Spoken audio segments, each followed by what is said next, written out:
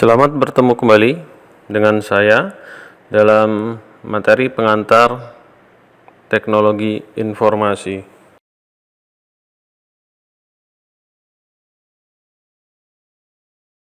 Pada sesi keempat ini kita akan membahas mengenai input device atau perangkat masukan. Pertanyaan yang sering muncul pada sesi ini adalah what is mean by input device? Apa yang dimaksud dengan perangkat masukan?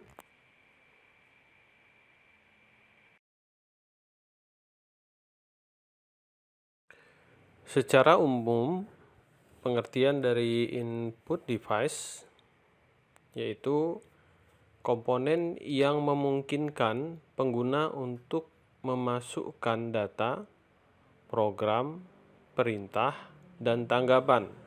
Jadi ini secara umum mengenai dari input device. Selanjutnya mengenai input device, di sini dicontohkan perangkat keyboard sebagai piranti masukan atau ketikan, ya, dimana contohkan keyboard, ya, papan ketik, kemudian ada ATM automated teller machine, kemudian ada POS atau point of sale. Ya, kita akan melihat bahwa keyboard itu berfungsi untuk memasukkan data dan memberikan instruksi pada komputer. Ya, itu yang paling pertama fungsinya. Kemudian beberapa tombol keyboard pada umumnya disusun berdasarkan alphanumerik, kemudian ada numeric keypad, kemudian ada function key, kemudian ada modify key, dan kursor movement key. Jadi ada beberapa tombol-tombol yang digunakan. Kemudian mempunyai prosesor sendiri, ya, sebagai pemrosesan. Kemudian rangkaian sirkuit membawa informasi menuju prosesor. Jadi ada sirkuit tersebut, ya, instruksinya atau informasinya akan disampaikan ke prosesor. Berikutnya kita akan melihat proses dari keyboard, ya, yang ditampilkan melalui layar monitor. Kita akan lihat simulasinya, di mana ada ketikan tombol nanti menggunakan contoh ini SCREEN, ya. Seolah-olah kan kita ketik satu persatu, ya, tombol tersebut di keyboard, dimana yang pertama kita akan menekan tombol S, nanti diproses, ketemu dikenal instruksi tersebut hingga muncul di layar monitor huruf S.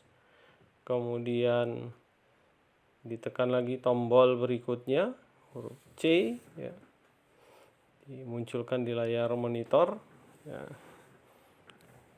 Kemudian berikutnya huruf R, ya, pada tombol keyboard ditekan, demikian, ya, dimunculkan kembali di layar monitor, ya, huruf R tersebut. Dan seterusnya huruf E, ya, tentunya sama prosesnya, ya, dikenal di memori, kemudian diproses, instruksi dikenal, dimunculkan di layar monitor atau screen, ya. Nah, ini. Dan terakhir huruf N, tekan tombol akan muncul di layar monitor. Nah, itu proses, ya, pengenalan dari penggunaan screen layar monitor yang dihasilkan menggunakan keyboard. Selanjutnya dari keyboard ada komponen elektronik. Kalau Anda perhatikan di sini, ya, di sini ada komponen, contohnya adalah resistor, ya. Resistor ini gunakan di dalam komponen pembentukan keyboard. Di sini ada simbol, ya, simbol-simbol yang digunakan untuk komponen tersebut, ya. dimana ada yang ini ya, yang di tengah ini yang seperti ada sinyal gitu ya. Ini yang lama simbolnya, yang terbaru yang kotak-kotak ini gitu ya. Jadi silakan Anda pelajari lebih detail dan mendalam tentang hal ini. Baik, komponen berikutnya dari keyboard ya, dalam komponen elektronik yaitu IC atau integrated circuit ya. Bahwa komponen elektronik ini terdiri dari gabungan ratusan, ribuan, bahkan jutaan transistor ya, dalam bentuk dioda, resistor, dan kapasitor yang berfungsi untuk menyimpan arus atau tegangan listrik. Ini diintegrasikan menjadi satu rangkaian elektronik dalam sebuah kemasan kecil. Itu yang pertama dari IC. Kemudian berikutnya adalah bahan utama dari IC ini bahan semikonduktor. Kemudian silikon merupakan bahan semikonduktor yang paling sering digunakan dalam teknologi fabrikasi untuk IC ya. Terakhir, IC sering diterjemahkan menjadi sirkuit terpadu ya. Selanjutnya komponen elektronik untuk IC ya, yaitu IC digital. Pada dasarnya rangkaian switching ya, di mana tegangan input dan output yang dimiliki ada dua level, yaitu level tinggi dan rendah, high dan low ya. Ini sering dikembangkan dalam bilangan biner, yaitu dengan angka 1 dan 0 ya. 1 menyala, 0 mati gitu, sama dengan kalau kondisi kita menggunakan on off gitu ya. Berikutnya jenis-jenis bentuk IC ya. Kalau Anda perhatikan di sini ada single inline, bentuk menyerupai sisir karena kaki-kakinya hanya satu sisi saja ya. Jadi kalau Anda perhatikan di gambar ya, itu hanya satu sisi ya. Kemudian ada IC SMD ya, ini yang sering digunakan pada CPU komputer ya. Nah, ini penjelasan mengenai SMD sendiri, Surface Mount Device, itu komponen elektronik yang pada perakitannya ya itu ditempatkan langsung pada solder ya, sisi solder, kemudian ditempatkan pada yang kita gunakan ya, pada PCB ya, pada gambar PCB. Itu untuk IC SMD-nya ya. Jadi ditempatkan di papan board itu yang sudah disolder. Itu intinya dari SMD ya. Kemudian selanjutnya mengenai contoh berikutnya mengenai IC ini transistor ya. Ini ada dua jenis, satu IC monolitik dan umumnya itu dipakai pada radio dan televisi. Jadi komponen ini digunakan untuk radio dan TV, televisi. Kemudian ada IC hybrid ya, IC hybrid juga ya, tadi monolitik, ini yang hybrid, itu gabungan dari kedua IC elektronik ini. Kemudian kalau Anda perhatikan juga IC yang terkumpul dalam satu PCB ya, PCB di sini PCB ya. Ini singkatan dari PCB adalah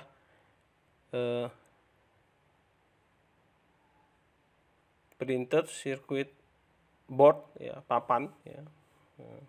Nah, ini gambarnya ya, papan boardnya untuk itu yang disolder ya, IC yang disolder, PCB ada rangkaian-rangkaian dan jalur-jalurnya.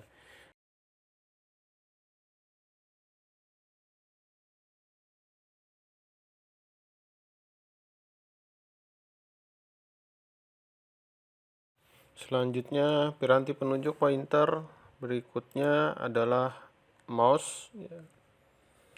Mouse ditemukan pada tahun 1963 oleh Douglas Engelbart, Stanford Research Institute.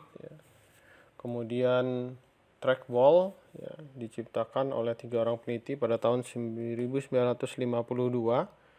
yang bekerja pada proyek Angkatan Laut Kanada. Kemudian joystick terdiri dari tongkat yang berputar pada alas dan melaporkan sudut atau arahnya ke perangkat yang dikontrolnya.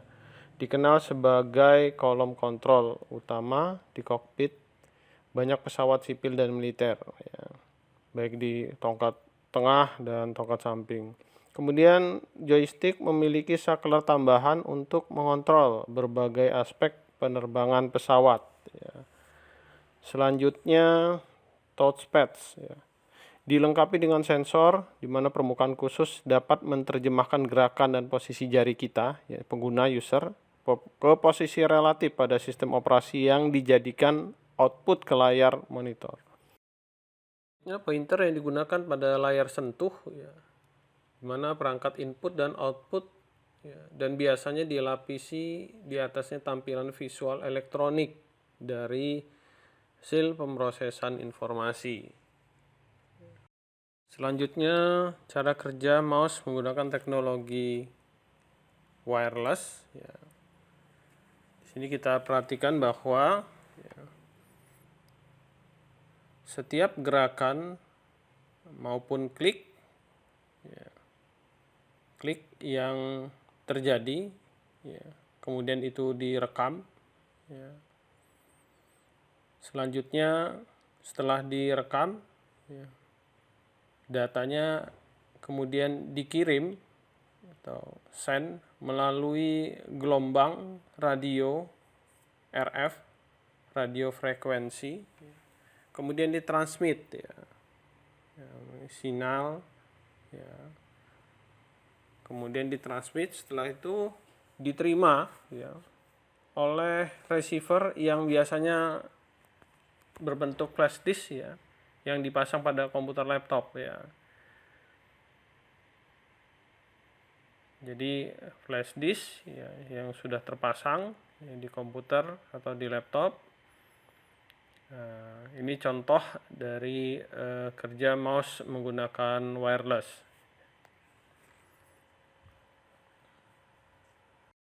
Selanjutnya ada baiknya kita juga memahami cara kerja mouse lainnya, karena banyak sekali tipikal atau jenis-jenis mouse dengan teknologi yang berkembang.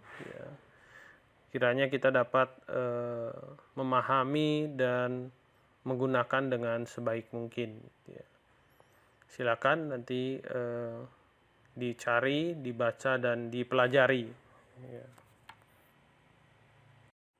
Baik, setelah kita mempelajari beberapa hal tentang input device, sekarang kita akan mendapatkan pengetahuan tentang input device. Tentunya kita juga harus bisa dapat mengembangkan pengetahuan kita tentang hal ini. Silakan kita dapat mencari dan mengembangkannya. Ini tantangan untuk Anda.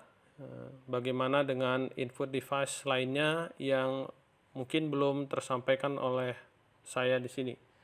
Silakan dan dipelajari untuk menambah wawasan kita. Demikian untuk sesi ini. Selamat bertemu kembali di sesi berikutnya. Assalamualaikum warahmatullahi wabarakatuh.